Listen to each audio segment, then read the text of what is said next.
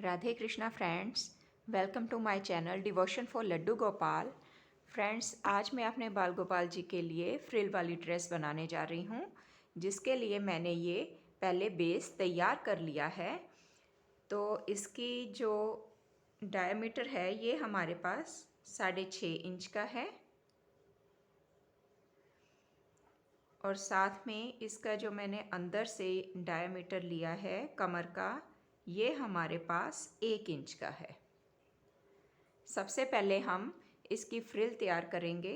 तो फ्रिल तैयार करने से पहले मैं इसका यहाँ से यहाँ तक आपको लेंथ बता देती हूँ।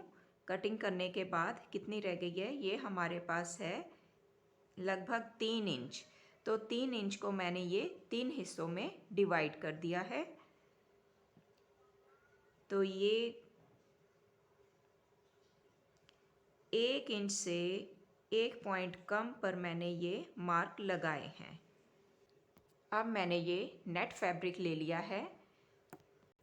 इसकी मैंने ये 1.5 इंच चौड़ी पट्टी काट ली है और इसकी लेंथ जो है ये फुल रखी है। तो सबसे पहले हम इसकी फ्रिल तैयार करेंगे।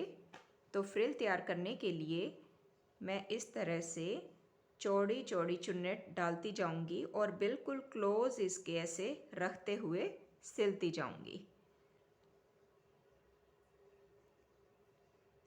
तो देखिए इस तरह से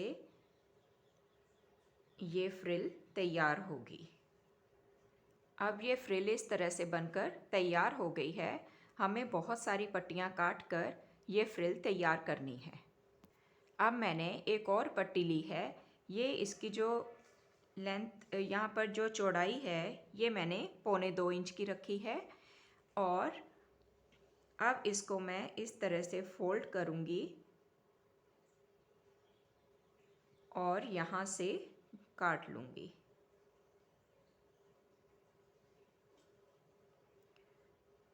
तो ये काटने के बाद अब हम सुई धागे की मदद से इसकी चुन्नट डालेंगे।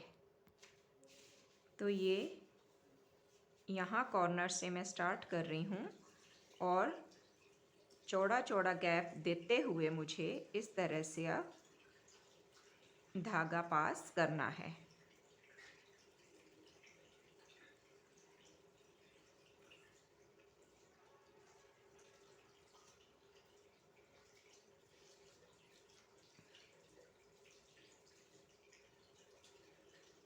तो ये देखिए इस तरह से ये धागा पास मैंने कर दिया है और इसको अब मैं ऐसे खींच लूँगी।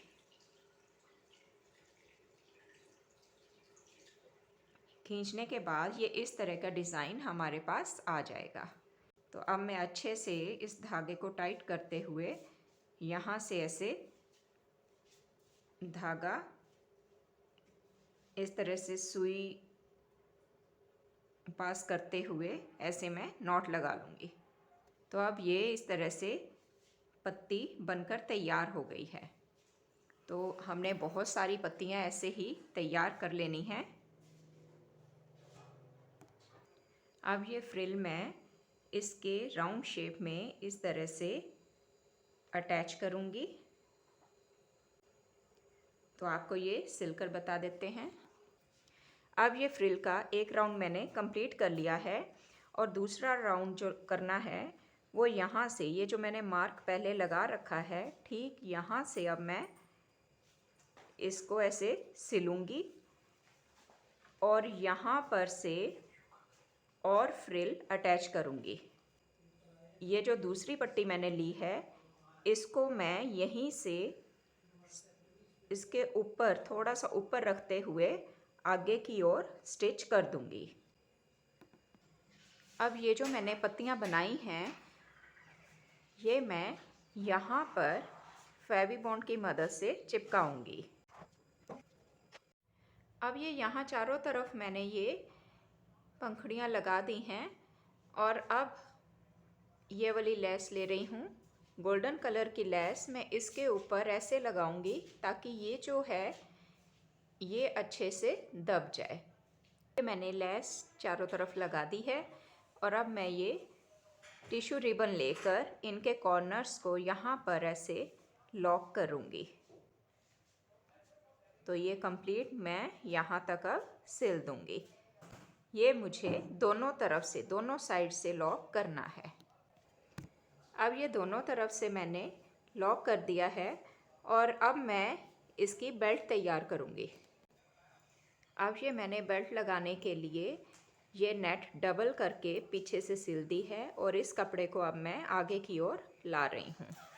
तो इस कपड़े को आगे की ओर लाकर इसमें अब मैं ये वाली डोरी सेट कर दूँगी। अब ये डोरी बीच में डालते हुए इस नेट को इस तरह से सिल दूँगी। तो यहाँ से थोड़ी सी नेट अंदर की ओर फोल्ड करते हुए मुझे यहाँ कॉर्नर कॉर्नर से सिलाई कर देनी है। अब मैंने ये बेल्ट भी तैयार कर दी है और ये हमारी ड्रेस 4 नंबर गोपाल जी के लिए तैयार हो रही है। अब मेरे पास ये पैचेस हैं जो कि मैं राउंड शेप में यहाँ पर फेविक्रिल की मदद से लगाऊंगी।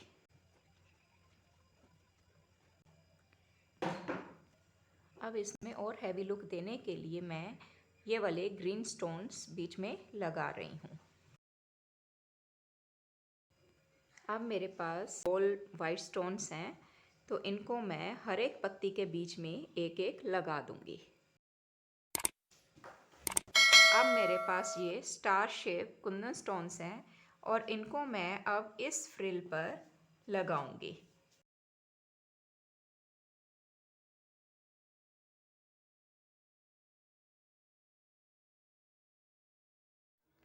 अब मैं इसकी चोली बनाने जा रही हूँ।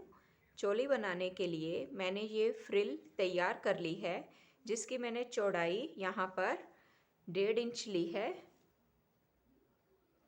ये देखिए 1.5 इंच इसकी चौड़ाई है और फ्रिल इसकी बनाने के बाद हमारे पास 4.2 की लेंथ आई है। तो ये हमने लंबाई पूरी की पूरी पट्टी इसकी ले ली थी। तो बहुत ही क्लोजली इसको मैंने इस तरह से चुन्नट डाली है। तो इसके मैंने 2 पीस ऐसे तैयार कर लिए हैं। तो अब मैं यहाँ पर इन दोनों साइड्स पर ये टिश्यू रिबन लगाऊंगी। अब ये मैंने दोनों तरफ टिश्यू रिबन की मदद से इसे लॉक कर दिया है और अब यहाँ पर मैं नीचे की ओर ये पट्टी लगाऊंगी। तो ये पट्टी मैंने 3.25 इंच चौड़ी ली है और साथ ही जो इसकी लंबाई है ये हमारे पास 10 इंच की है। तो अब मैं इस फैब्रिक को इस तरह से सेंटर में ऐसे मोड़ूंगी और दूसरा फोल्ड इस तरह से करूंगी। ये करते हुए मुझे ऐसे फोल्ड करके सेंट्रल पॉइंट यहाँ निकाल लेना है। मार्क लगाकर मैं इसको, इस पट्टी को ऐसे सिलूंगी।